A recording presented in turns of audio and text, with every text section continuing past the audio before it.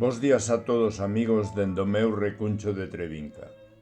César Luis Santamarina é un dos mestres da palabra co que me honro compartir espazo no noso movemento cultural, nos a xente do redor. Hoxe, a quenda deste espazo das madrugadas correspóndelle a este escritor que co seu habitual sentido do humor sempre consegue poñer un sorriso nos nosos beizos.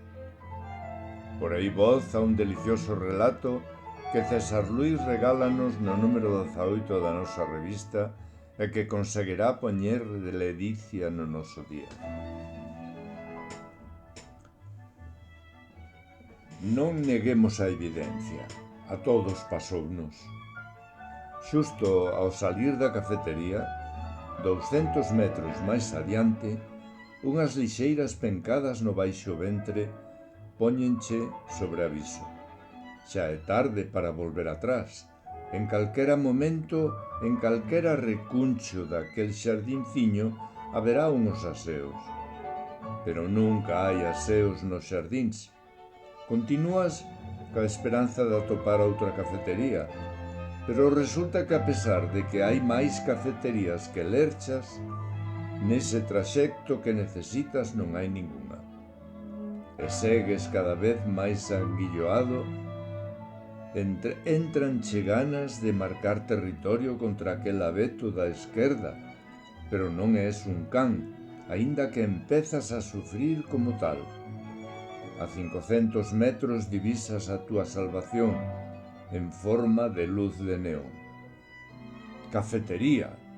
Aceleras o paso, pero é peor. As sacudidas son maiores, e para evitalas, acurtas e aceleras o paso ata parecer que vas adestrando para a marcha atlética.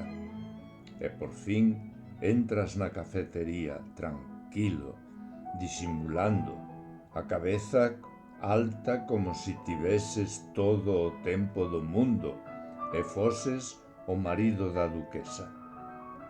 Pides un café mentras te sitúas no lugar. O camareiro adivínache e ven na túa axuda. Ao fondo á dereita. Suspiras aliviado sen saber que empezan os teus males. Saes cara ao fondo á dereita, digno, tranquilo. Sempre hai dúas portas. En cada unha delas un símbolo que che dirixirá cara ao lugar, que che corresponde segundo sexas macho ou femia.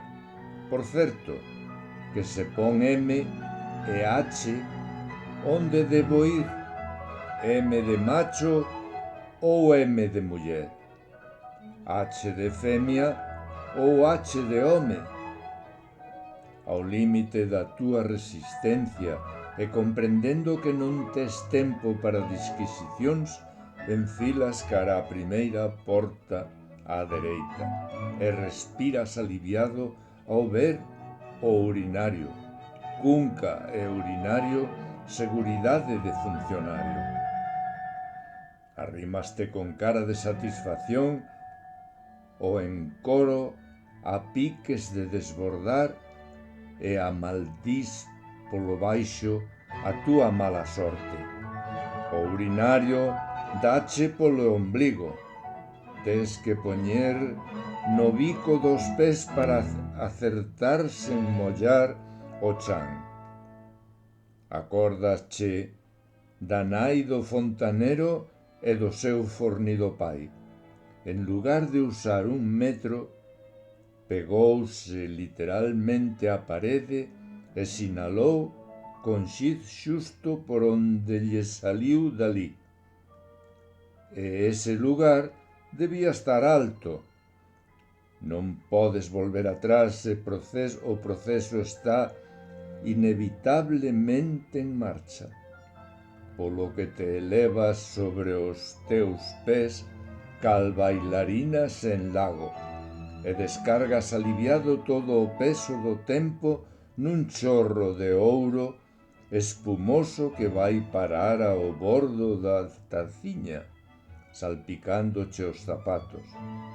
Pero non che importa, cos ollos pechados no bico dos pés, Saboreas a sensación de alivio como se estiveches aplicando unha masaxe gratificante nas costas onde se foi situando a hernia discal. E sales con tal sorriso de satisfacción que che impide ver que, ademais dos zapatos, tamén che mollaches a perneira do pantalón e achegasche ao mostrador tapando con ela a túa torpeza mentres lentamente, con fruición, saboreas o café que pediches por compromiso. E cautivo e amarrado aquilo e evacuado o líquido, consígueches a duras penas o teu obxectivo final. A guerra terminou. Non mo neguedes, a todos pasouvos.